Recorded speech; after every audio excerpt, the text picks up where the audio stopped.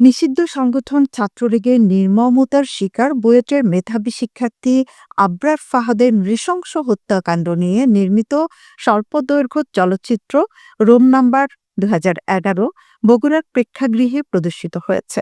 প্রথম জেলা হিসেবে শুক্রবার বিকেল ৪টায় শহরের চেলোপাড়া মধুবন সিনেপ্লেক্সে এ চলচ্চিত্রের প্রদর্শন করা হয়। প্রদর্শনের প্রথম দিনেই দর্শকদের সাড়া জাগিয়েছে চলচ্চিত্রটি। বগুড়া থেকে ফয়সাল হোসেন সনের প্রতিবেদন।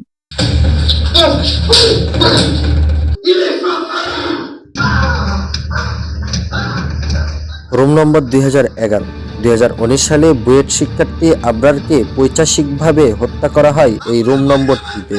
নিশ্চয় দাগ কেটে আছে সবার মনে। ঘটনার ঠিক ৫ বছর পর বগুড়ার মধুবন সিনেপ্লেক্সে ৪০ মিনিটের জন্য ৩৪৫ জন দর্শকের সবাই যেন সেই কালের সাক্ষী হয়ে রইলেন।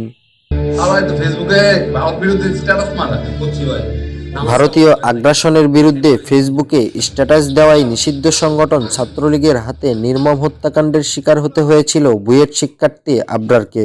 ছাত্র জনতার সফল গণ অভ্যুত্থানের পর সেই ঘটনা প্রবাহকে তুলে ধরে জাহাঙ্গীরনগর বিশ্ববিদ্যালয়ের নাটক ও নাট্যতত্ত্ব বিভাগের শিক্ষার্থী শেখ জিসান আহমেদের পরিচালনায় নির্মিত হয় রুম নম্বর ২০১১। ৪০ মিনিটের স্বল্পদৈর্ঘ্য চলচ্চিত্রটিতে অভিনয় করেছেন জাহাঙ্গীরনগর বিশ্ববিদ্যালয়ের ১৫০ শতাধিক শিক্ষার্থী।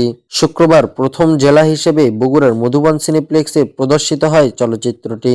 প্রথম দিনেই শিক্ষার্থী, শিক্ষক ও শিল্প সংস্কৃতি সংগঠনের ব্যক্তিদের ভিড় ছিল চোখে পড়ার মতো।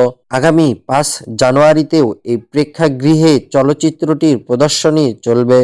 যে একজনের কথা ভালো লাগছে না, নাই লাগতে পারে, ওটা তার পয়েন্ট অফ ভিউ, সেটা লিখতেই পারে। আমার পার্সোনাল অ্যাকাউন্টে আমি যা ইচ্ছা তাই লিখতে পারি, কিন্তু সেটা নিয়ে একটা মানুষকে একদম মৃত্যুর মুখে ঢেলে দেওয়া, এটা কখনোই ঠিক না।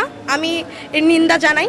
আর আমি চাই যে আবরার ফাহাদ ভাই বিচার পাক, সুষ্ঠু তদন্ত হোক এবং বিচার চাই। এক কথায় জিসান একটা ছোট্ট একটা বাচ্চা ছেলে, ও যে এত সুন্দর একটা শর্ট ফিল্ম করলো। আমি জিসানকে বলছিলাম যে শেষের টুকুতে শাস্তিটা দেখালে না কেন, ওটা করলে পরে আমি বেশি জানতে পারতাম। টাকা নাই, পয়সা নাই, কিছু নাই, তার মধ্যেও যে এত সুন্দর একটা শর্ট ফিল্ম, অভাবনীয়।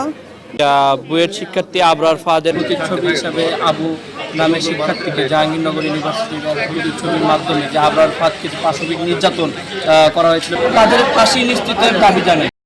চলচ্চিত্রের পরিচালক জানান, রুম নম্বর ২০১১ প্রথম স্বল্পদৈর্ঘ্য চলচ্চিত্র হিসেবে প্রেক্ষাগৃহে এসেছে। আয়োজনটা তো দীর্ঘদিনের। শুটিং আমরা করেছি মাত্র 2 দিনেই আমরা আসলে পুরো প্রজেক্টটা শুটিং করি। এবং এটা আসলে আমাদের 5ই আগস্ট যেদিন আসলে দেশে বিপ্লব ঘটলো, ওই দিন রাতেই সিদ্ধান্ত নেওয়া এই কাজটি।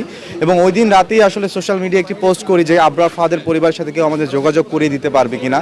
তো বাংলাদেশের দর্শকদের স্বতঃস্ফূর্ত অংশগ্রহণে আসলে তার পরিবারের সাথে পরদিনই আমার যোগাযোগ হয়ে যায় এবং তাদের পরিবারের পারমিশন নিয়েই তারাই আমাকে যথেষ্ট তথ্য আমাকে দিয়েছেন, সেটা অবলম্বন করে আসলে কাজটি করা।